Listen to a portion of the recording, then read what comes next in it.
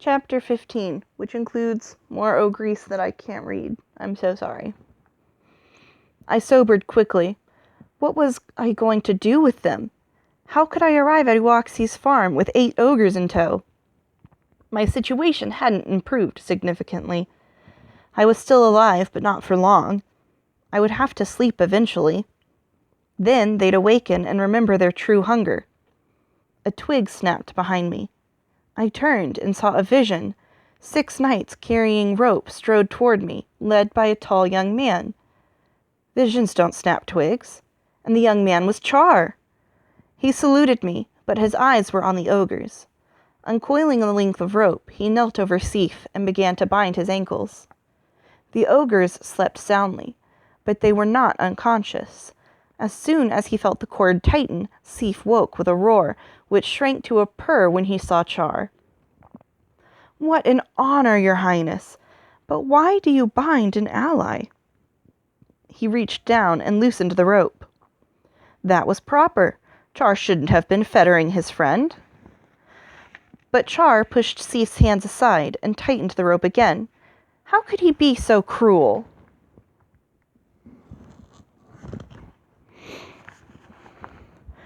The knights had begun to bind the other ogres, who were also stirring. Sif tried again. "Prince, I would sacrifice my life for you, and you treat me so rudely." Still, Char paid no attention. I watched stupidly while Sif's feet lashed out. Char reeled back, losing his grip on the rope. Sif rose and kicked the tether away. The knights hadn't made much progress with their binding either. Everywhere they were doing battle. An ogre knelt over one fallen knight, about to sink teeth into his shoulder. The knight twisted away, gaining a few seconds, but the ogre was turning toward him. Char regained his feet and drew his sword. He and Sif faced each other warily.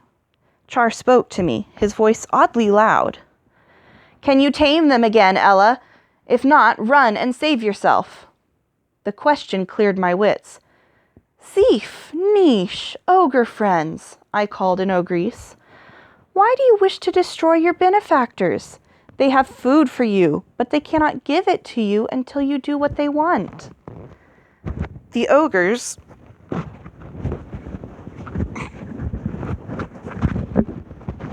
Hello, baby.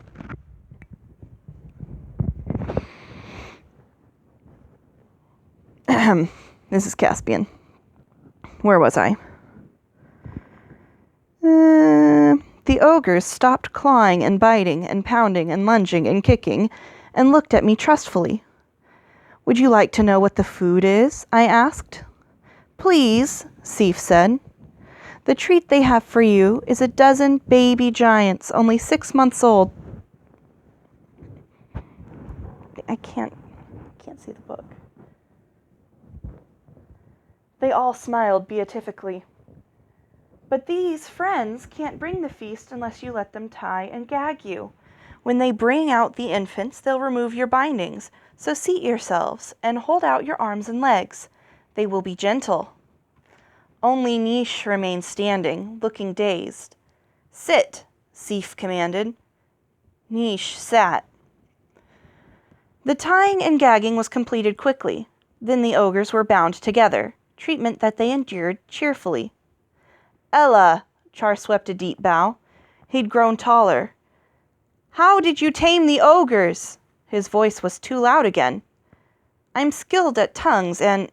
I can't hear you. Oh, I forgot." He extracted something from his ears. "Beeswax." "That's why the ogre's magic had no effect on you. Once we sight ogres, we always put the wax in. The danger is being caught unawares." Char said that one of the knights, acting as a scout, had seen me. He reported that a band of ogres was about to eat a maiden when she talked them to sleep. "How did you do it?" I told them about finishing school, and they began to snore. "Truly?" Char stared at me, then laughed. It was delightful to make him laugh. He was always so surprised. "How did you really do it?" he persisted. I spoke to them in Ogrese, and I imitated their oily way of talking. I didn't know if I would succeed. They had already parceled me up. I knew which one was going to eat every bit of me. Seif, that one, wanted my leg. Char moved his own right leg. How did they come upon you? I told him I had run away from finishing school. They caught me when I left the elves. They ate the pony the elves gave me. I shuddered. Was finishing school so wearisome that you had to run away? He asked. Very wearisome. And see what it's done to me? I can no longer break a set of dishes by accident. Now I can balance all of them on my head and stroll through Frel without dropping a single one. I have many accomplishments. Are you proud of them? He was alarmed. I nodded solemnly. I wanted to make him laugh again. Would you like to know more? He shrugged, disliking the topic. I went on anyway. To begin with, I could teach these boorish ogres how to eat properly. I seated myself on a large rock. Observe. I plucked an imaginary napkin out of the air, shook it twice, and placed it on my lap. Very ladylike, Char said politely. I shake the napkin twice, that's important. Why? Mice. Char smiled. There are no mice in our court napkins. You are thinking of spiders. The prince contradicts a lady. I picked up an imaginary fork and began to saw at imaginary food. Your meat is tough. You have a low regard for our cooks. Not at all. It should be tough. Don't you know why? Tell me. It is mutton. Am I not using a mutton fork? Our manners mistress will believe you're an impostor if you don't recognize a mutton fork when I don't see one. He was laughing. It could only be a mutton fork. How so? See how my fingers are bunched together at the top of the stem? I reached up and caught Char's hand. It was square and large. I extended my index finger. My finger is the fork. You grasp it so. I arranged his fingers around mine. His grip was firm. That's the only correct way to hold a mutton fork. A trout fork is managed differently. I turned his hand over to demonstrate. Angry red welts ran across his palm. The rope burned you. He pulled his hand away. It's nothing. One of the knights is a healer. What else did your manners mistress teach you? I wanted to examine the burn more closely, but I continued. Manners mistress knew your father's opinion about everything. She said he would exile any subject who ate blancmange from a soup bowl. As a result of her instruction, I can never make such a mistake. Does my father have a special spoon for raspberries and one for blueberries? Certainly.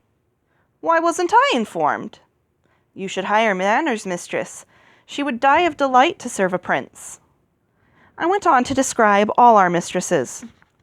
Riding mistress was the only one who taught anything worth knowing, I concluded, although it is helpful to know the proper way to behave, so one can decide whether or not to be proper. At the word proper, Char started. I should have introduced you long ago to my knights. He called to them, Friends, John, Aubrey, Bertram, Percival, Martin, Stephen, meet our ogre tamer. She's the lass I told you about, the one who speaks gnomic. He had told them about me. I curtsied. We wondered when you would remember your manners, the one named Stephen said. Seif made a garbled noise. Seif made a garbled noise through his gag. For a moment I had forgotten him. Char went to the ogres, and I followed. So much as you are our friends, so much are we your friends, he said. But we won't kill you unless you force us to. For an instant, Seif looked dumbstruck. Then he began to struggle violently against his bonds. The other ogres did likewise, and shrieked through their gags as well. The ropes held, and they quieted slowly. Seif glared at me with such rage and hate that I fell back a step. I held his gaze, however. You are never going to eat me, I told him in Ogrese. I am not an it, and I'm not your dinner. And how do you like being tricked into doing what you don't want to do? Telling them felt wonderful. I smiled at Char. For some reason, he blushed. While Char and I addressed the ogres, the knights were busy setting our While Char and I addressed the ogres, the knights were busy setting out lunch for all of us. When we were seated, we delayed our first bite until Char began to eat. It was so natural to him, I doubted he noticed. Over traveler's bread, cheese, dried meats, and sweet cider, he told me about his mission to help King Gerald. The king will be glad to see this lot, 8 ogres and no injury to us. Sir Stephen nodded at the ogres, who were struggling anew at the sight of our meal. He'll be interested to learn that humans can use their magic against them, Char said. At least Ella can. Whenever he finds out, Sir Bertram frowned, how will we convey them to King Gerald? No need for your melancholy, Sir Bert, Sir John said. With this maid's help, we just caught 8 ogres. 6 knights never did that before. We'll think of something, Char said. They'll have to be fed, Sir Bertram reached for the bread. And you're the best hunter we have, Sir Bert, Char said, and the knight's expression lightened. Ogres can move quickly, Sir Martin said. It shouldn't take too long to reach the king. I've been told they can outrun a horse, Sir Stephen added. A centaur, too. Even a hart. While Char and the knights discussed ogre transport, I thought about the wedding and despaired of getting there in time. It was 3 days from now, and I was even farther from the giants than I had been when the ogres had captured me.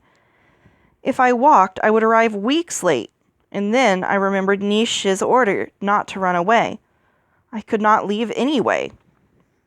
Sir Bertram's gloomy voice penetrated my thoughts. We'll have to drag them. And how can we do that? The young lady can tell them to go wherever we say, Sir Aubrey said. She can come with us and keep them biddable. Let the prince tell us what to do, Sir Stephen said. He knows. Char spoke confidently. You, Stephen, will escort the Lady Ella to her destination, wherever that is. Martin and Percival will ride to my father for assistance. Sir Bert, Aubrey, John, and I shall take turns hunting and guarding the ogres. We'll put the wax back in our ears when we are within earshot of them, in case their gags slip. I'd rather stay with you, lad, Sir Martin said. You and Percival are our best scouts. We'll depend on you to get through quickly. Sir Martin nodded. The maiden will be safe with me, Sir Stephen vowed. Unless he talks her to death, Sir Aubrey interrupted. You don't know him, lady. His speech stops only when the stars shine green in a yellow sky. He'll be a better companion than ogres, Char said. But Ella, why didn't you go back to Frau when you left finishing school? My father is trading at a giant's farm where a wedding will take place soon. He wrote that giants' weddings are interesting. I thought I'd join him there. Char marveled. You put yourself in such danger in order to see a wedding? He thought me a fool. Sir Bertram spoke. It's fortunate that all the maidens in Kyria do not decide to travel by themselves. We have work enough without having to rescue them. If all the maids in Kyria could tame ogres, Char said, we would have much less to do. Perhaps not such a fool after all. After lunch, Sir Stephen mounted his horse, and Char lifted me behind him. As soon as he did, my curse-caused complaints began. In a moment, I was going to fall off the horse. The curse wasn't going to let me abandon the ogres. I don't like to leave you in danger, I said, starting to dismount. Go with Sir Stephen, said Char. We won't come to harm. It was an order. I could go. My symptoms stopped. Char caught the horse's bridle. Will you soon be in Frel again? If father doesn't send me back to finishing school, and if he doesn't want me to travel with him. Why did he want to know? Did he want me to be? Why do you ask? He didn't answer directly. I should be back shortly. These maneuvers never last long. He spoke as though he'd been on thousands. Perhaps I'll see you soon then, and you can tell me about the other ogres you catch. Perhaps you can teach me how to tame an ogre. Athun Singh, I said. That's farewell. It sounds evil. It is, I answered, and we parted.